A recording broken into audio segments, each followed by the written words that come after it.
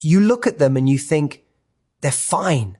They're posting, they're smiling, they're busy. Maybe they're even dating someone new. And the question that keeps you awake at night is this: did I ever really matter? Here's the truth most people don't understand about avoidant partners. They don't move on the way secure people do. They don't process loss by feeling it fully. They process it by escaping it. Avoidant people are experts at one thing: disconnecting from discomfort. That doesn't mean they didn't care. It means caring felt unsafe. So when the relationship ends, they don't sit with the grief. They don't examine what went wrong. They don't ask, what did this relationship teach me? Instead, they distract. They stay busy. They appear unbothered. But that calm exterior, it's not closure. It's containment. Avoidant partners often convince themselves they're better off alone, not because they are, but because independence feels safer than intimacy. When things got real, when expectations grew, when emotional closeness was required, their nervous system read it as danger. So they left, or they pulled away, or they shut down. And yes, on the surface, it looks like they've moved on. But here's what they won't admit, sometimes even to themselves. They think about you in quiet moments. They feel a strange tension when something reminds them of you. They wonder why connection feels harder now, not easier. Because when you avoid grief, it doesn't disappear. It waits. And here's the part you need to hear. Their inability to stay, to communicate, to choose closeness was never a reflection of your worth. It was a reflection of their fear. You weren't too much. You were asking for what real connection requires. And the goal now isn't to wait for them to realize what they lost. The goal is to realize what you deserve. Someone who doesn't disappear when things get deep. Someone who doesn't need distance to feel safe. Someone who can stay present when love asks them to grow. If your avoidant ex looks like they've moved on, remember this. Moving on isn't about how quickly someone replaces you. It's about how honestly they faced what they lost. And avoidance is not healing. It's postponement. You didn't lose someone who could meet you fully. They lost someone who was willing to try. And that difference? That changes everything. What? Most people mistake for healing is actually movement, activity, noise. Avoidant people are very good at staying in motion because motion prevents reflection. When a relationship ends, they don't sit with the loss and ask themselves what it meant or what it revealed. Instead, they fill their time, their calendar, and their mind. New routines, new interests, new people, anything that keeps them from being still long enough to feel what's underneath. For an avoidant person, emotional pain isn't processed by going through it. It's managed by going around it. Feeling deeply has always been uncomfortable for them, often because closeness in the past came with pressure, disappointment, or a sense of being overwhelmed. So when a breakup happens, their instinct isn't to grieve, it's to regain control. And control to them looks like independence, productivity, and appearing unaffected. This is why they can seem fine so quickly, not because the connection didn't matter, but because acknowledging that it mattered would require vulnerability. It would require admitting loss. And loss demands emotional presence, something they've trained themselves to avoid. So they distract themselves with work, social plans, travel, or even a new relationship. These aren't signs of emotional resilience. They are strategies of escape. Distraction offers temporary relief, but it doesn't resolve anything. Unprocessed emotions don't disappear, they get stored. They sit quietly beneath the surface, influencing future connections in subtle but powerful ways. The avoidant person may notice that something feels off later on. Relationships feel flat, intimacy feels harder, and excitement fades faster than it used to. They may not connect this to the past relationship, but the link is there. Because when you don't allow yourself to grieve, you also don't allow yourself to learn. You don't examine what triggered you, what you shut down from, or what you could have handled differently. Without reflection, patterns repeat. The same dynamics show up in new relationships, just with different faces. The same urge to pull away resurfaces the moment closeness deepens. From the outside, this can be confusing for the person left behind. It can look like emotional detachment or indifference, and that perception can be deeply painful. But what's actually happening is emotional suppression. The avoidant person isn't immune to loss, they're postponing it. They're delaying the moment when feeling becomes unavoidable. And that moment always comes. It may arrive in a quiet evening, in a failed relationship, or in a sudden wave of loneliness that seems to come from nowhere. When the distractions slow down, the feelings catch up. That's when many avoidant people realize they didn't move on at all. They just stayed busy long enough to convince themselves they had. This is why speed after a breakup doesn't equal strength. Sometimes the fastest to appear okay are the furthest from real healing. Independence often gets praised as emotional strength, but for avoidant people, it's rarely about confidence or self-sufficiency. It's about protection. Relying on no one feels safer than risking disappointment, rejection, or the loss of control that comes with closeness. Somewhere along the way, they learned that needing someone made them vulnerable, and vulnerability felt dangerous. So independence became the armor they wear in relationships. When an avoidant partner says they value freedom, space, or not being tied down, what they're often really saying is that closeness activates their fear. Emotional intimacy asks them to be seen, to be consistent, and to respond to someone else's needs. That level of engagement can feel overwhelming, even threatening, because it challenges the belief that safety comes from standing alone. This is why independence becomes exaggerated after a breakup. They lean heavily into doing everything themselves, making their life look full and self-contained. They may frame the end of the relationship as proof that they're better off without emotional reliance. But this isn't empowerment, it's emotional distancing. It's an attempt to convince themselves that they didn't lose something meaningful, only a constraint they no longer have to manage. The irony is that this version of independence doesn't lead to peace. It creates emotional isolation. Avoidant people often confuse not needing anyone with being strong, but strength isn't the absence of need. It's the ability to tolerate connection without shutting down. Real independence allows space for closeness. Defensive independence rejects it. In relationships, this shows up as discomfort when expectations grow. Simple needs, communication, reassurance, emotional availability start to feel like demands. Instead of negotiating or expressing limits, the avoidant person retreats. They tell themselves they need space, when what they really need is emotional safety they don't know how to create. After a breakup, independence can look impressive from the outside. They seem grounded, focused, unaffected. But internally, there's often a sense of relief mixed with emptiness. Relief that the pressure of closeness is gone, and emptiness because connection, even when uncomfortable, was still nourishing something human inside them. Over time, this pattern limits the depth of their experiences. Relationships stay shallow or short-lived. Intimacy feels exciting at first, but quickly becomes suffocating. They may blame the other person for being too emotional, too attached, or too demanding, without recognizing that the issue isn't the partner. It's the fear triggered by closeness itself.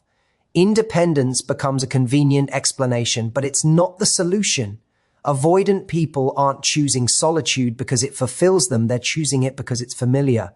It mirrors the emotional self-reliance they learned early on. But familiarity isn't the same as fulfillment. True strength would require staying present when intimacy feels uncomfortable, learning to self-soothe without disappearing, and understanding that needing someone doesn't mean losing yourself. Until that happens, independence remains a shield, one that protects them from pain, but also from the kind of connection they quietly long for. When a relationship ends with an avoidant partner, it's natural to turn the experience inward and search for what you did wrong. You replay conversations, analyze moments of tension, and wonder if you asked for too much, needed too much, or loved too ope. Self-questioning can slowly turn into self-blame, especially when the other person seems distant or unaffected. But the truth is, their withdrawal was never caused by your lack of value. It was triggered by their unresolved emotional patterns. Avoidant behavior is not a response to inadequacy in a partner. It's a response to intimacy itself. When closeness increases, it activates fears that existed long before you entered the picture. These fears often stem from early experiences where emotional needs were dismissed, minimized, or met inconsistently. As a result, the avoidant person learns to associate connection with pressure and dependence with risk. No amount of patience, understanding, or self-sacrifice from you could override that wiring. This is why many people who date avoidant partners notice a confusing contradiction. At first, they are chosen enthusiastically. They are admired, desired, and pursued. But once emotional investment deepens, the same qualities that attracted the avoidant partner, warmth, consistency, emotional openness, begin to feel overwhelming to them. The shift can make you feel as though you suddenly became too much, when in reality, nothing about you changed. The environment did. Intimacy grew, and that's what triggered the retreat. When someone pulls away without clear explanation, the mind looks for meaning.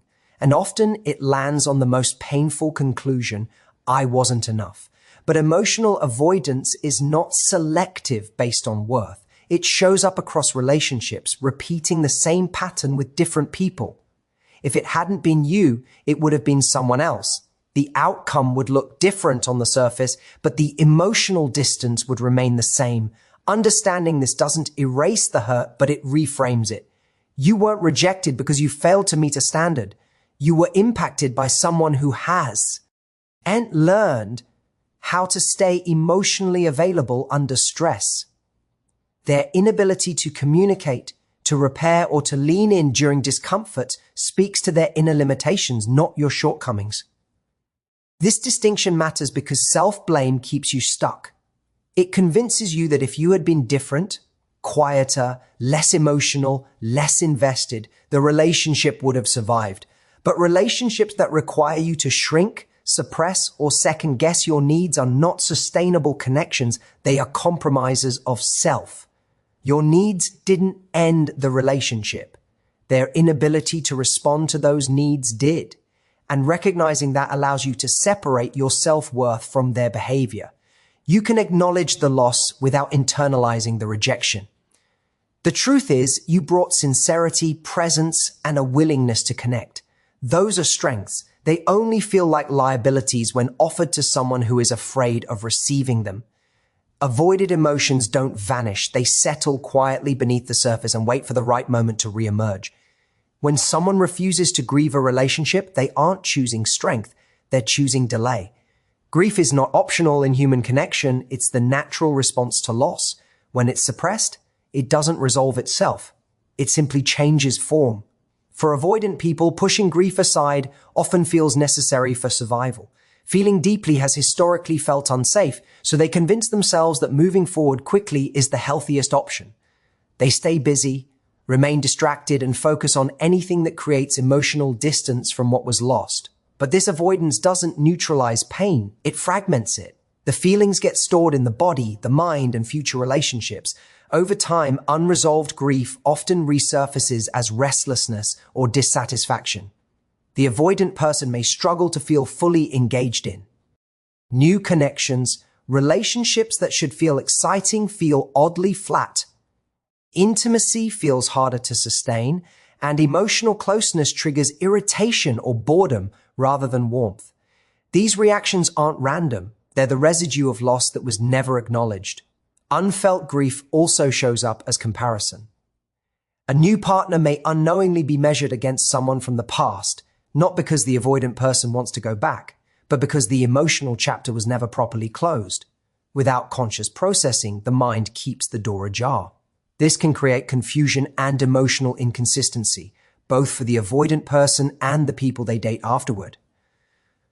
Another way grief returns is through emotional numbness.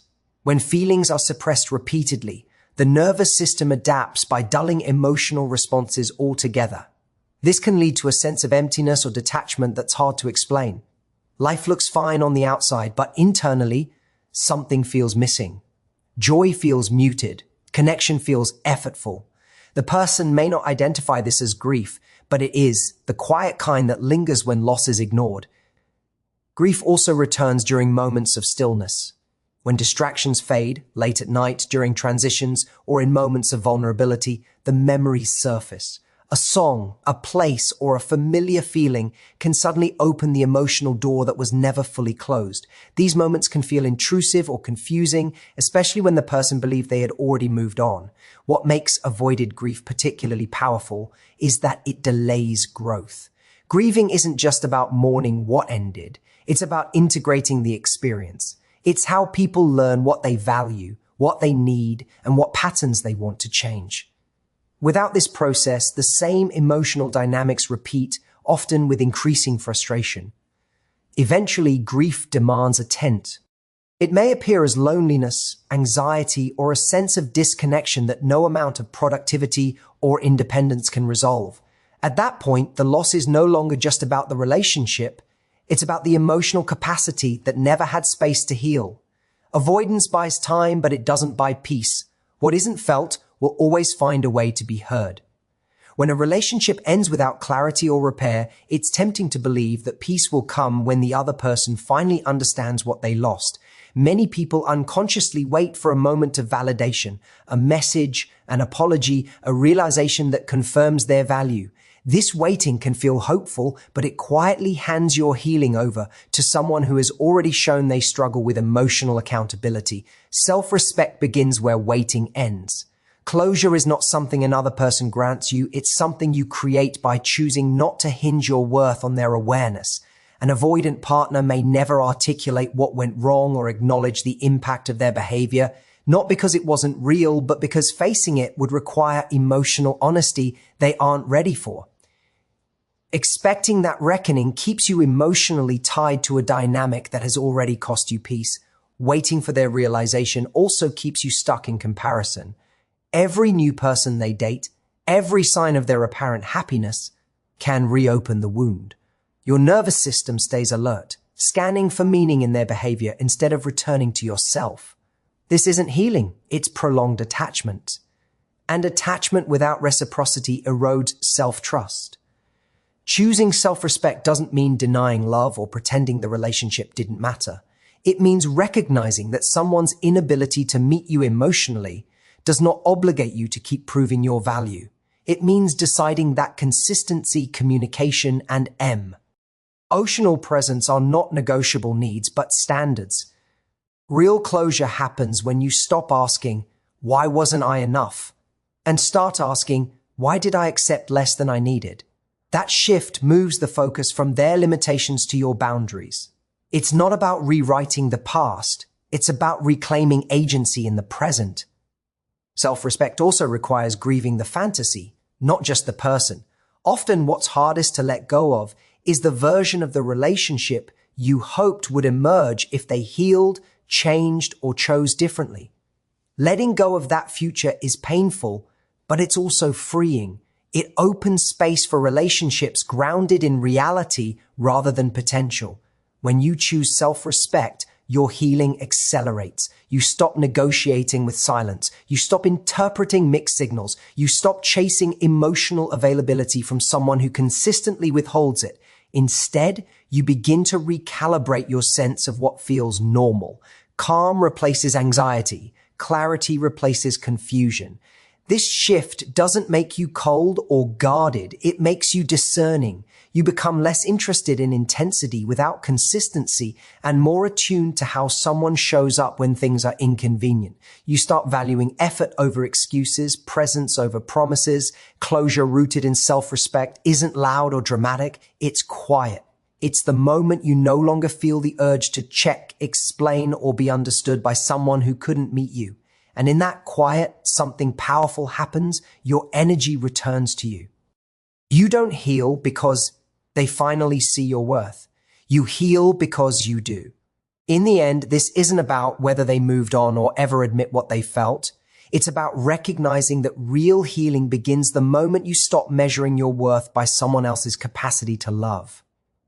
What you offered was real, honest, and brave, and that has value regardless of whether it was fully received. When you choose self-respect over waiting, clarity over confusion, and growth over emotional chasing, you reclaim your power and open the door to the kind of connection that can meet you fully. Thank you for listening, for reflecting, and most importantly, for choosing yourself as you move forward.